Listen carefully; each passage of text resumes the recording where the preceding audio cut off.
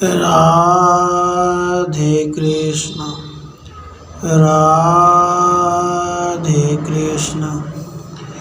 पांडवों का द्रुपद की राजधानी में जाकर कुम्हार के यहाँ रहना, स्वयंवर सभा का वर्णन तथा धृष्टद्युम्न की घोषणा। वैशंपायन जी कहते हैं, जन्मेजय, उन ब्राह्मणों के यूँ कहने पर पांडव लोग उन्हीं के साथ राजा द्रुपद के द्वारा पालित दक्षिण पांचाल देश की ओर चले। उसके बाद उन पांडव लोगों मार्ग में पाप रहित शुद्धचित एवं श्रेष्ठ महात्मा देवपायन मुनि का दर्शन हुआ। पांडवों ने उनका यथावत सत्कार किया और उन्होंने पांडवों का। फिर उनमें आवश्यक बातचीत हुई। वार्तालाप समाप्त होने पर व्यास की आज्ञा ले पांडव पुनः द्रुपद की राजधानी की ओर चल दिए। महारथी पांडव मार्ग में अनेकानेक रमणीय वन और सरोवर देखते तथा उन स्थानों में डेरा डालते हुए धीरे धीरे आगे बढ़ते गए। प्रतिदिन स्वाध्याय में तत्पर रहने वाले, पवित्र मधुर प्रकृति वाले तथा प्रियवादी पांडु कुमार इस तरह चलकर क्रमशः पांचाल देश में जा पहुँचे। द्रुपद के नगर और उसकी चहार दीवारी को देखकर पांडवों ने उस समय एक कुम्हार के घर में अपने रहने की व्यवस्था की।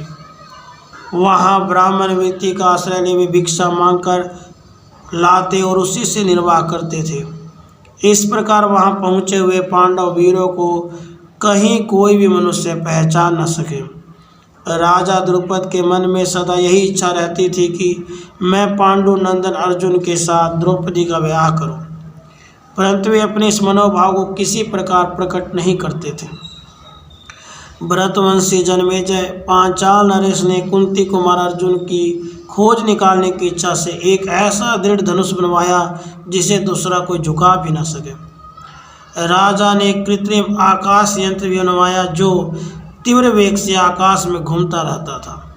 उस यंत्र के छिद्र के ऊपर उन्होंने उसी के बराबर का लक्ष्य तैयार कराकर रखवा दिया। इसके बाद उन्होंने घोषणा करा दी। द्रुपद ने घोषणा की, जो वीर इस धनुष पर प्रत्यंचा चढ़ाकर इन प्रस्तुत बाणों द्वारा ही यंत्र के छेद के भीतर से इसे लांग कर लक्ष्य भेद करेगा, वही मेरी पुत्री को प्राप्त कर सकेगा। वैशंपायन जी कहते हैं, जन्मेजय, इस प्रकार राजा द्रुपद ने जब स्वयंवर की घोषणा करा दी तब उसे सुनकर सब राजा वहां उनकी राजधानी में एकत्र होने लगे। बहुत से महात्मा ऋषि मुनि भी स्वयंवर देखने के लिए आए। राजन दुर्योधन आदि कुरुवंशी भी कर्ण के साथ वहां आए थे। भिन्न भिन्न देशों से कितने ही महाभाग ब्राह्मणों ने भी पदार्पण किया था। महामना राजा द्रुपद ने वहां पधारे हुए नरपतियों का भली भांति स्वागत सत्कार एवं सेवा पूजा की। उसके बाद वे सभी नरेश स्वयंवर देखने की इच्छा से वहां रखे हुए मंचों पर बैठे। उस नगर के समस्त निवासी भी यथास्थान आकर बैठ गए। उन सब का कोलाहल शुद्ध हुए समुद्र के भयंकर गर्जन के समान सुनाई पड़ता था। वहां के बैठक शिशुमार की आकृति में सजाई गई थी। शिशुमार के सिरोभाग में सब राजा अपने अपने मंचों पर बैठे थे। नगर से ईशान कोण में सुंदर एवं समतल भूमि पर स्वयंवर सभा का रंग मंडप सजाया गया था, जो सब ओर से सुंदर भवनों द्वारा घिरा होने के कारण बड़ी शोभा पा रहा था। उसके सब ओर चहार दीवारी और खाई बनी थी। अनेक फाटक और दरवाजे उस मंडप की शोभा बढ़ा रहे थे। विचित्र चंदोवे से उस सभा भवन की सब ओर से सजाया गया था। वहाँ सैकड़ों प्रकार के बाजे बज रहे थे। बहुमूल्य अगरू धूप की सुगंध चारों ओर फैल रही थी। फर्श पर चंदन के जल का छिड़काव किया गया था। सब ओर फूलों की मालाएं और हाथ टंगे थे, जिससे वहाँ की शोभा बहुत बढ़ गई थी।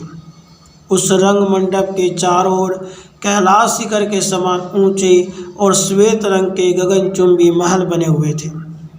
उन्हें भीतर से सोने की जालीदार पर्दों एवं झालरों से सजाया गया था। फर्श और दीवारों में मणि एवं रत्न जड़े गए थे। उत्तम सुखपूर्वक चढ़ने योग्य सीढ़ियाँ बनी थी। बड़े बड़े आसन और बिछावन आदि बिछाए गए थे। अनेक प्रकार की मालाएं और हार उन भवनों की शोभा बढ़ा रहे थे। अगुरु की सुगंध छा रही थी।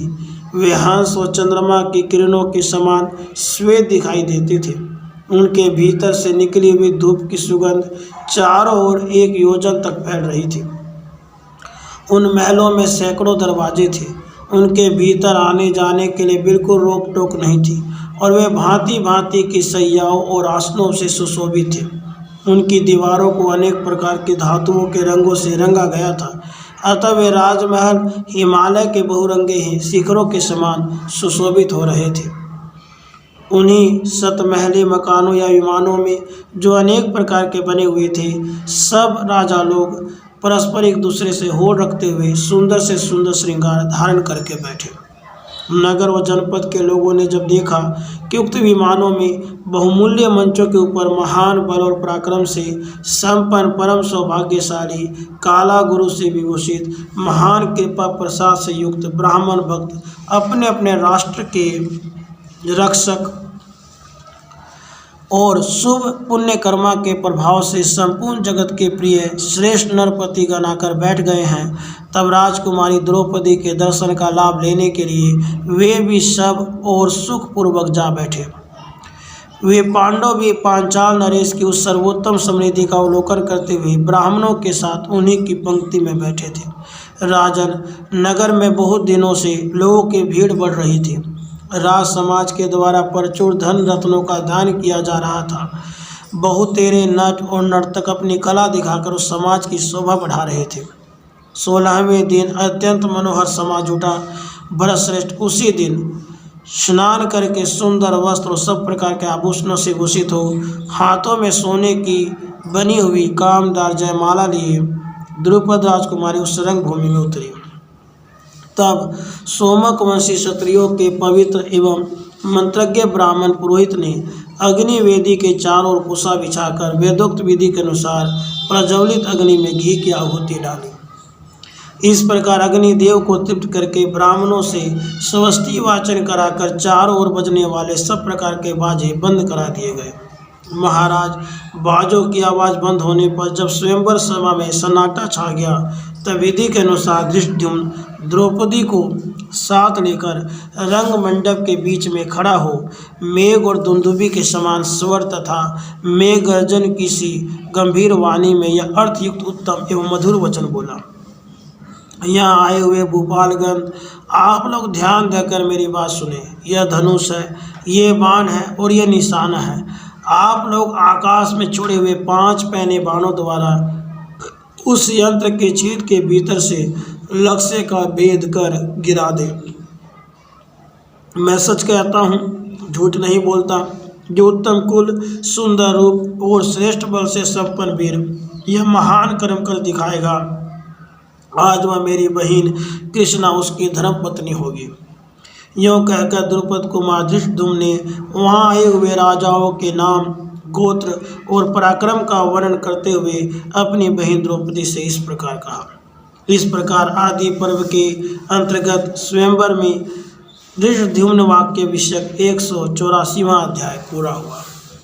राधे कृष्ण, राधे कृष्ण।